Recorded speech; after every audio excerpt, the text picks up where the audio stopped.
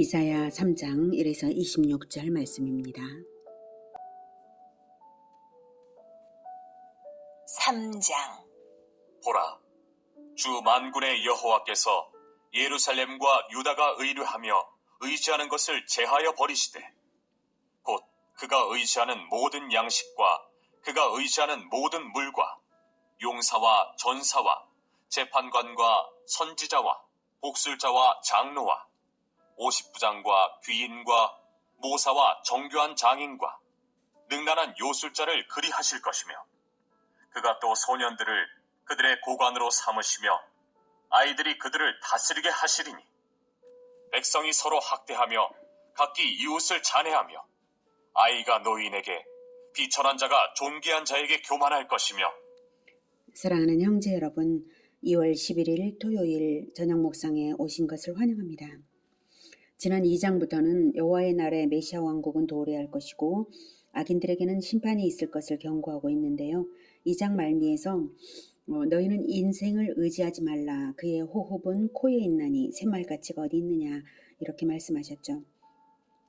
이제 3장은 남유다의 죄악을 지적하며 여호와의 날에 있을 심판의 구체적 내용을 예언하는데요. 그 죄는 하나님보다도 세상 것을 더 의뢰한 것입니다. 그래서 그 대가로 하나님의 심판을 받아서 생계 유지에 필수적인 모든 양식과 모든 물이 단절된다고 했습니다. 이것은 바벨론 침공 시에 남유다가 혹심한 기근 가운데 멸망함으로써 성취되었습니다. 또한 현재의 백성들을 책임지는 정치, 군사, 종교 지도자들이 모두 제하여짐으로써 아무 능력 없는 아이와 부녀자들이 권세를 부리는 상황에 처하게 된다고 하였습니다. 사회 질서가 완전히 붕괴될 것을 말한 것이죠. 2, 3절 용사와 전사와 재판관과 선지자와 복술자와 장로와 50부장과 귀인과 모사와 정교한 장인과 능란한 요술자, 이 모든 지도층 계급들을 언급하는데 세세하게 언급하는 것은 유다 백성 전체가 의뢰하였던 지도층 중에 어느 한 부류도 부패하지 않은 부류는 없었기에 제하여 버리신다는 것이고요. 인간을 의지하는 것이 어리석음을 보여주는 것입니다. 이렇게 모든 지도층이 심판당함으로 말미암아 유능한 자들은 모두 제하여질 것이므로 미숙한 자들이 통치자로 나설 수밖에 없는 그런 상황이 옵니다. 그래서 4절 그가 또 소년들을 그들의 고관으로 삼으시며 아이들이 그들을 다스리게 하시리니 백성이 서로 학대하며 각기 이웃을 잔해하며 아이가 노인에게 비천한 자가 존귀한 자에게 교만할 것이며. 이러한 상황을 대표하는 것으로는 어린 왕들이 등극했다는 사실입니다. 므낫세 이후 계속인데요. 므낫세는 12살에, 아몬은 22살에, 요시아는 8살에, 여호아하스는 23살에, 여호야기는 18살에, 시드기야는 21살에 등극을 했으니 므낫세 이후 남유다 멸망까지 모든 왕들이 어린 왕들이었던 것입니다. 이러한 혼란은 물론 예외적인 요시아 같은 예외적인 경우가 있기는 하죠. 요시아는 종교개혁을 일으켰습니다. 물론 성인이 되어서 일으킨 것인데 그런 경우도 있긴 합니다만 일반화 시켜본다면 일반적으로는 여호와의 손이 통치자와 함께 하시지 않을 때 이런 결과가 나타나는 것이고요. 이러한 때에는 성경에서 가르치고 있는 모든 윤리적인 교훈을 무시한 타락상이 사회에 나타나기가 쉽다라고 말할 수 있겠습니다. 6절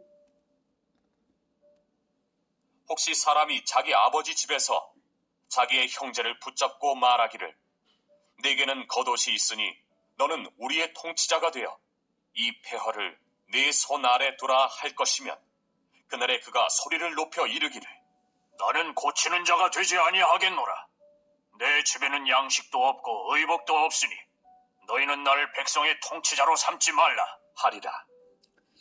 무정부 상태와 같은 혼란에 때라서 지도자의 필요성을 절실히 느끼지만 어떤 사람이 지도자가 되어야 할지도 모르고 그럴 사람도 없어서 겉옷을 점잖게 걸치기만 해도 그 사람을 붙들고 이 혼란을 수습해달라고 간청하게 된다는 것입니다. 그러나 그 난국을 수습할 자는 아무도 없다는 것이죠. 백성들은 양식과 의복을 해결받고 싶어 하지만 그것을 내어줄 지도자가 없는 것입니다. 이와 같은 사회 질서의 붕괴의 근본적인 원인이 무엇인지를 8절부터 말합니다. 예루살렘이 멸망하였고 유다가 엎드러졌음은 그들의 언어와 행위가 여호와를 거역하여 그의 영광의 눈을 범하였습니다. 남유다의 멸망은 이 예언 후에 150년이 지나서야 주전 586년에 다 이루어지지만 이사야는 이미 벌어진 일처럼 과거형으로 표현하고 있어요. 기정사실이다 이거고요. 남유다의 멸망의 원인은 한마디로 그들의 언어와 행위가 여호와를 거역하여서입니다. 여호와께서 지켜보고 계시는 면전에서 예루살렘 성전을 두고 있는 그들이 바로 그곳에서 언어가 불경하고 행위가 패악했으니 여호와를 면전에서 의도적으로 능멸한 것이므로 그렇게 되었다는 것입니다. 9절. 그들의 안색이 불리하게 증거하며 그들의 죄를 말해주고 숨기지 못함이 소돔과 같으니 그들의 영혼에 화가 있을진저 그들이 재앙을 자취하였도다. 남유다 백성들은 철면피와 같이 되어서 내로라 하고 죄악을 숨기려 하지도 않을 정도였기에 소돔 사람들이 공공연하게 성적인 죄악을 행한 것과 같다는 것입니다.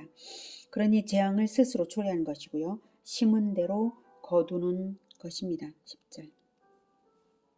너희는 의인에게 복이 있으리라 말하라. 그들은 그들의 행위의 열매를 먹을 것이며 악인에게는 화가 있으리니 이는 그의 손으로 행한 대로 그가 보응을 받을 것임이니라. 그래서 이렇게 인과응보의 진리를 확인시켜주고 있죠. 인과응보의 진리는 현 세상의 한 시기만을 두고 볼 때는 완전히 이루어지지는 않지만 세상 끝날에는 반드시 진리대로 완성되는 것입니다. 인과응보는 진리입니다. 12절. 내 백성을 학대하는 자는 아이요 다스리는 자는 여자들이라. 내 백성이여 내 인도자들이 너를 유혹하여 네가 다닐 길을 어지럽히느니라. 제멋대로 행동하는 왕, 그리고 약하고 변덕이 심한 통치자라는 뜻이죠. 백성을 우상숭배자가 되도록 유혹하고 백성들의 길을 어지럽힌 그러한 왕으로는 아하스가 대표적입니다. 이제 13절부터는 남유다 사회질서 붕괴의 원인을 제공한 상류층에게 심판을 경고합니다. 여호와께서 변론하러 일어나시며 백성들을 심판하려고 서시도다. 여호와께서 자기 백성의 장로들과 고관들을 심문하러 오시리니 포도원을 삼킨 자는 너희이며 가난한 자에게서 탈취한 물건이 너희의 집에 있도다. 어찌하여 너희가 내 백성을 짓밟으며 가난한 자의 얼굴에 맷돌질하느냐. 주 만군의 여호와 내가 말하였느니라 하시도다. 상류층 지도자들이 가난하고 연약한 백성들의 땅과 재산을 착취한 것을 지적하고 계십니다. 본인들은 아니라고 우기겠지만 그 증거물들이 있으니 숨길 수가 없습니다. 율법에는 땅은 어떤 이유로든 소유권을 이전해서는 안 되는데요. 타인의 포도원의 소유권을 이전해 받았다면 그것은 분명히 도둑질인 것이죠. 또한 포도원은 여기서는 하나님의 선민인 이스라엘을 가리키는 상징이기도 합니다. 남유다가 온갖 죄악이 들끓는 나라가 되고 만 것이 바로 지도층의 책임이라고 말씀하시는 것이기도 합니다. 상류층 남자만 아니라 상류층 여인들의 사치와 허영과 음심도 지적하십니다. 16절. 여호와께서 또 말씀하시되 시온의 딸들이 교만하여 느린 목 정을 통하는 눈으로 다니며 아기작거려 걸으며 발로는 쟁쟁한 소리를 낸다 하시도다. 그러므로 주께서 시온의 딸들의 정수리에 딱지가 생기게 하시며 여호와께서 그들의 하체가 드러나게 하시리라. 주께서 그날에 그들이 장식한 발목고리와 머리의 망사와 반달 장식과 귀고리와 팔목고리와 얼굴 가리개와 화관과 발목 사슬과 띠와 향합과 호심부와 반지와 코고리와 예복과 겉옷과 목도리와 손주머니와 손거울과 세마포 옷과 머리수건과 너울을 제하시리니. 남유다 여인들이 사용하던 장식품을 21가지나 나열합니다. 그런 것이 한순간에 제해질 것입니다. 인간의 끝없는 탐욕이 어리석고 헛되다는 것을 깨닫게 하려는 것이죠. 24절. 그때의 썩은 냄새가 향기를 대신하고 노끈이 띠를 대신하고 대머리가 숱한 머리털을 대신하고 굵은 베옷이 화려한 옷을 대신하고 수치스러운 흔적이 아름다움을 대신할 것이며 너희의 장정은 칼에, 너희의 용사는 전란에 망할 것이며 그 성문은 슬퍼하며 곡할 것이요 시온은 황폐하여 땅에 앉으리라. 네, 수치스러운 여기에 수치스러운 흔적이라고 나와 있는데요. 이것은 포로나 노예의 표시로 앞니마에 불로 낙인을 찍은 흔적을 말합니다. 이전의 화려함과는 너무나 다르게 전쟁으로 인해서 처참한 포로의 모습으로 끌려갈 것을 예언한 것입니다. 오늘은 하나님이 아닌 것들을 의지한 결과 하나님이 그 의지하는 것을 제하실 것과 그 결과 무정부적인 사회가 되며 그러한 심판의 원인은 지도층의 방만함에 있다는 것을 배웠습니다. 하나님과 멀어지고 보편적 진리마저 자취가 희미해져가는 현대사회가 대중을 숭배할 때 중우정치가 된다는 것을 경고하는 듯도 합니다. 사회 지도층을 위하여서 기도해야 할 것을 생각하게도 되면서 한편 이럴수록 어린 자녀 세대를 하나님의 말씀으로 바르게 키우는 것밖에는 근본적인 대안은 없다는 그런 생각이 듭니다. 우리 사회가 진리를 아는 지도층이 세워지기를 바라고요. 한국 교회가 다음 세대에 대한 성경 교육을 포기하지 않기를 다시 일으켜 세우기를 간절히 기원합니다. 기도하겠습니다. 하나님, 우리에게 진리를 아는 지도자들을 이 나라에 세워주시고 한국교회가 성경교육을 다시 이렇게 세울 수 있도록 도와주시기 원합니다. 우리에게 하나님의 말씀을 베풀어 주신 것 감사합니다.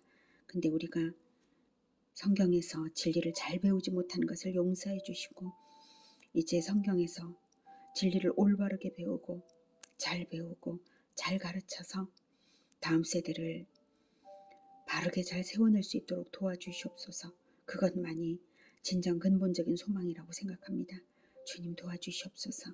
그래서 이 사회가 무정부적인 무질서한 사회가 되지 않도록 질서와 진리 위에 튼튼하고 건강한 사회가 될 수 있도록 도와주시고 그 무엇보다도 한국교회가 진리로 튼튼하게 설 수 있도록 주님 도와주시옵소서.